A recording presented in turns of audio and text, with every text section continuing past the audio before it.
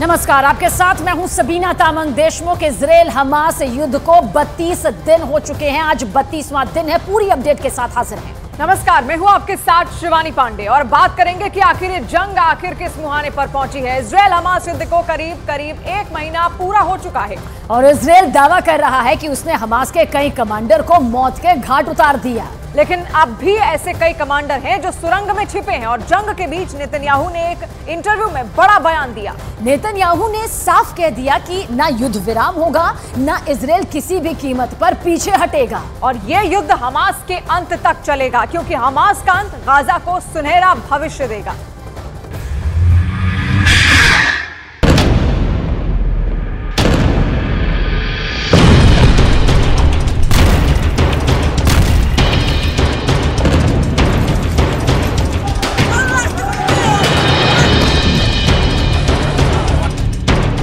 Netanyahu ने एक कसम खा ली है कि अब हमास का खात्मा ही उनकी जिंदगी का मकसद है। अब ना वो जंग के मैदान से कदम पीछे लेंगे, ना ही इस जंग में हमास को बख्शेंगे। इस युद्ध का अंत तभी होगा जब गाजा की जमीन पर हमास का एक लड़ाका भी नहीं होगा। उस दिन तक गाजा के आसमान में आग बरसती जाएगी और हमास के अंत के साथ गाजा इजराइल का हिस्सा बन जाएगा।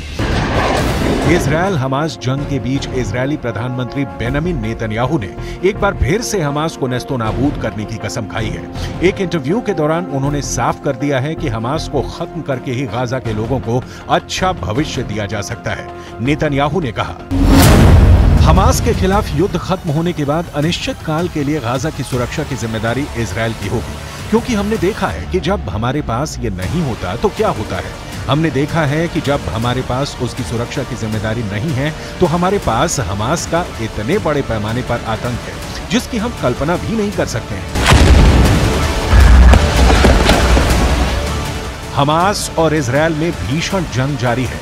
इजराइल गाजा में लगातार हमास के ठिकानों पर हवाई और जमीनी हमले कर रहा है। इजराइल के प्रधानमंत्री बेंजामिन नेतन्याहू इस जंग को सभ्यता और बर्बरता के बीच की जंग बता रहे हैं। नेतन्याहू ने कहा कि अगर मध्य पूर्व आतंक की धुरी पर गिर गया तो अगला नंबर यूरोप का होगा और कोई भी सुरक्षित नहीं रहेगा।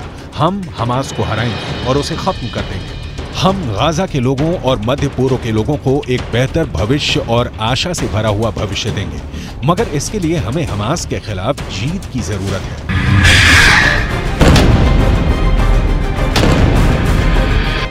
अमेरिकी राष्ट्रपति जो बाइडेन जंग के बीच कुछ वक्त के लिए युद्ध विराम की बात कह चुके हैं ताकि आम नागरिक बेमौत ना मारे जाएं और सुरक्षित जगहों पर पहुंच सकें, लेकिन नेतन्याहू इससे इत्तेफाक नहीं रखते।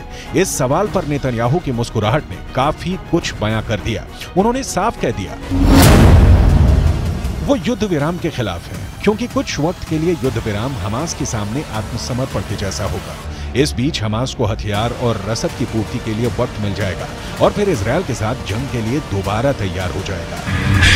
हमास ने 7 अक्टूबर को इजराइल पर हमला किया था। इस हमले में 1000 से ज्यादा लोगों की मौत हुई और कई लोगों को बंधक भी बना लिया गया था।